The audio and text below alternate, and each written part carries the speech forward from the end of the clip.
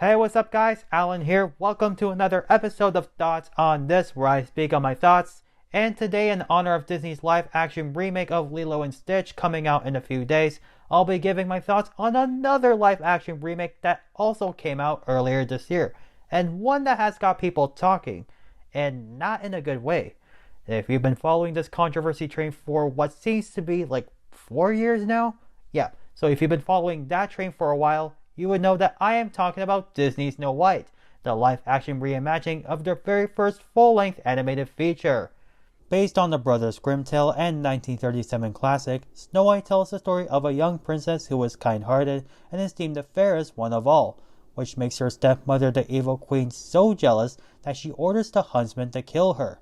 The princess hides in the seven dwarfs' cottage to protect herself from the queen, who later disguises herself as a hag and gives the princess a poisoned apple that makes her fall into a deep sleep.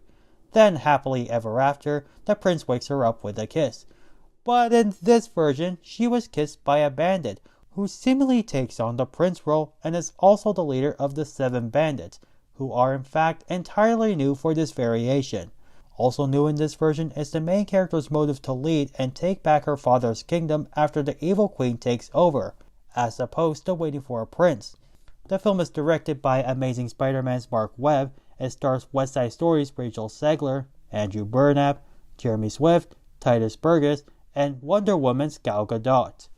Even before the film came out back in March of this year, it already garnered a lot of controversy, going as far back to 2016 when it was first announced to be in the works, with fans groaning at the idea of Disney rehashing their classic animated films to real life. But controversy really started in 2021 when Rachel Zegler, a non-white and Latino actor, was cast in the lead role, leading the film to face a ton of controversial moments, such as comments made by Zegler herself about the original. And that ticked off a lot of people, and many online users have perceived her comments as dismissive and ungrateful for taking on this role.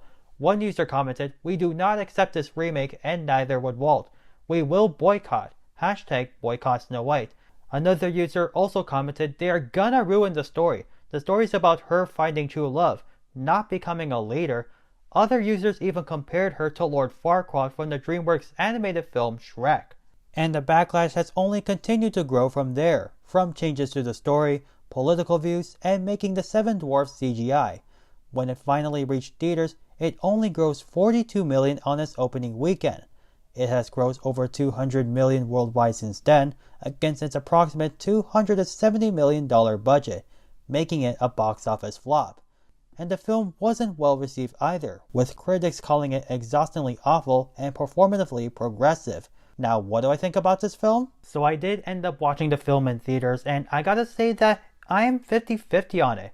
I know it's crazy, but it wasn't as horrible as everyone else says it is. Like, there were some things that were enjoyable to watch, and some where I felt like they missed the mark of capturing the magic of this classic animated film. Which is a shame, because if it wasn't for Snow White and the Seven Dwarfs, we probably wouldn't have got all the other animated classics that came after it. But I'm getting off topic, as I actually do want to talk about what was actually enjoyable about this film, as there were some things to appreciate and admire. If you're gonna talk production design, costumes, and cinematography, they nailed it in all three. The production level that went into this film was top tier, and if there's one thing that Disney knows how to do, is to make movies. That set makes you feel like you're stepping into that classic fairy tale kingdom from old Disney. And I also love that we got to see a little bit more of the kingdom and different parts of the castle, from the village, the dining room, and even the dungeon. And another thing that filmmakers did a good job on was utilizing that color grading, going from bright and lively at the start of the film, then transitioning to drained out and depressing. It made for an excellent contrast between the good king and queen in control of the kingdom to when the evil queen took over.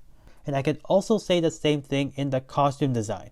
For instance, when it came to the villagers' outfits, they went from wearing bright, vibrant colors to washed out, desaturated tones. And I also love that the bandits are still wearing the bright colors even after Evil Queen took over. It shows how loyal they are to the good king and queen. Snow White and Evil Queen made for a different kind of contrast, from Snow White wearing the bright colors to Evil Queen wearing more darker colors with the blacks and purples. While I do think Snow White's outfit could have been a little bit better, I do love that they kept the original color palettes for both characters, and I also think it's cool that they gave Evil Queen slightly different outfits throughout the film, but still kept the essence of her original look. In terms of the film's cinematography, it was very high quality. That establishing shot of the castle at the beginning of Good Things Grow was an amazing opening shot for the film and the musical number. The tilt down and tilt up between both Snow Whites made for a great time jump transitioning from young Snow White to the present. But the shot where Snow White was walking through the forest after she leaves the dwarfs was where the cinematography shines the most. I like how it started with this close-up of the pink flower, then goes out of focus to focus on Snow White actually walking through the forest. I thought the performances from the cast were okay, they did their job, but it just felt lackluster. There wasn't anything exceptional that made their performance stand out, and I feel like they were all just playing it safe. Rachel Zegler's performance wasn't terrible because she is a talented musical actress, but her portrayal of Snow White felt more like today's modern heroine rather than the classic Disney princess, which I would have loved to see more out of her. And it's no denying that her voice is phenomenal, specifically in Waiting on a Wish. She killed it in that, but I can't help to feel like she was handcuffed to what she can do, because I did believe that she can hit those riffs and notes that Snow White is known for, and she did hit those riffs and notes in Whistle While You Work. Plus her performance as Maria in West Side Story proved that she does have the vocal style that fits the character. I feel like if she brought that energy from that number in film throughout the rest of the film, her performance would have been more outstanding. Gal Gadot was fine as the Evil Queen, she looked the part, but I thought that there was something missing when it came to bringing out the sadistic side of the Queen.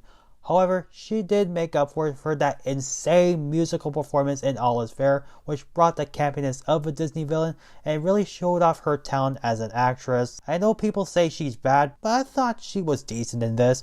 Andrew Burnett brought the charm of your typical male lead into his performance, but it feels like a modern Disney prince. However, there were some bits of that classic Disney prince incorporated into his character, which did kind of help his performance. As for the dwarves' vocal performances, I thought they were fine. They didn't change too much about them, and the spirit of these characters were kept.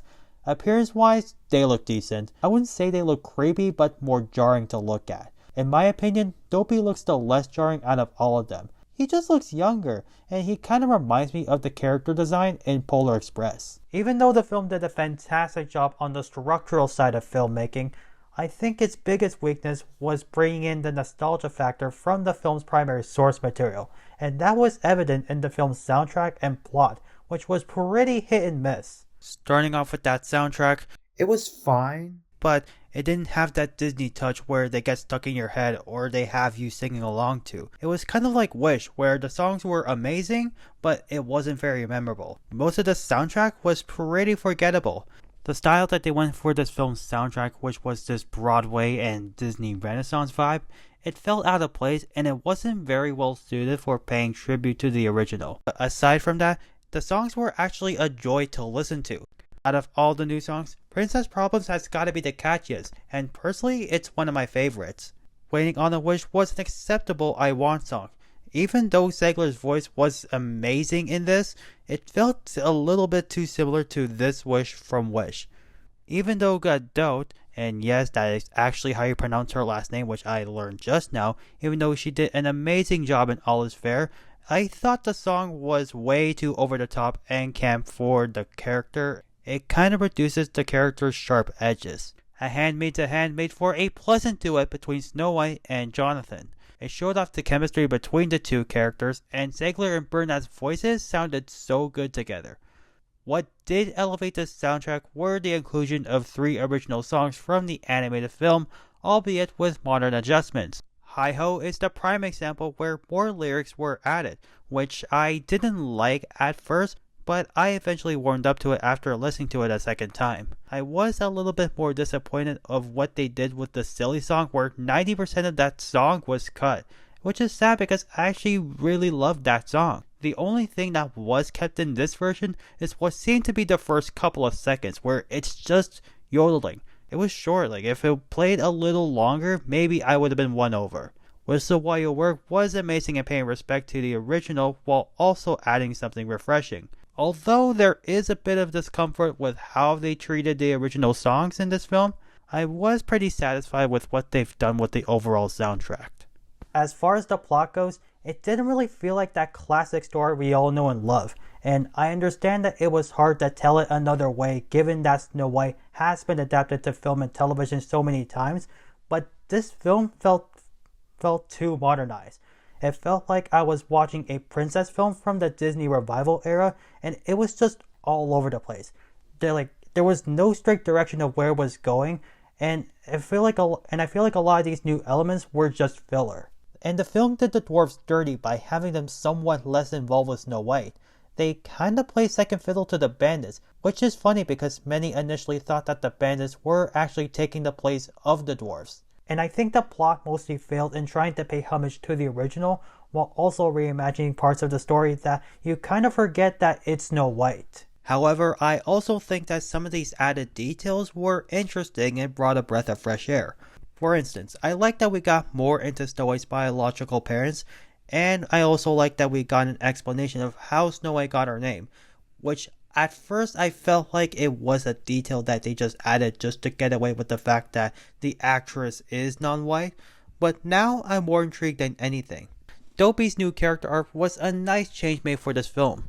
It was nice to have it be portrayed as someone who feels like an outcast, which kind of honestly works for his character. It added that sweet moment between both Snow White and Dopey, which led to the two of them forming some kind of special connection, which I find very wholesome. In spite of the fact that there were a ton of elements from the 1937 film that didn't make it into the live action version, the ones that did make it into the live action version were actually pretty well executed when being brought to life. The Dark Forest sequence was very well translated from animation to live action.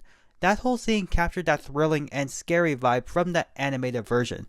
My only critique was that it could have ran a little bit longer. If it was longer, it would have added that extra thrill and action to the film. The new rendition of Whistle While You Work did the most stellar job of paying homage to the classic animated film out of the 3 OG songs, despite the alterations in the orchestrations and arrangements. And I also enjoyed the additional nods to the original film. Like the opening shot of the book, it made for a nice reference to the original overture. Although there are some scenes like the Evil Queen's transformation to the old hag that could have been way better executed, I am also happy that a lot of the key elements were kept. Overall, I thought the film was average. There were some parts from the original that were downgraded into this film, and some that were satisfying, doing the original some justice. I think this film would have been more successful if it had nothing to do with the 1937 film. In terms of how I rank it, I would give it a 70%. It's a pretty decent watch. It may not be as great as the original film, which will always remain a timeless classic, but there are some things in this film that you will like. And I think this is a film that is enjoyable for kids and their families. And if I had the chance to watch it again, I probably wouldn't mind. I'll give it another watch, but I'll probably wait till it comes out on Disney+. Alright, that sums up all of my final thoughts I have for this film, and if you agree or disagree, let me know down in the comments. And if you haven't already, subscribe. It would really mean a lot. That's all I have to say, and I hope to see you next time. Bye!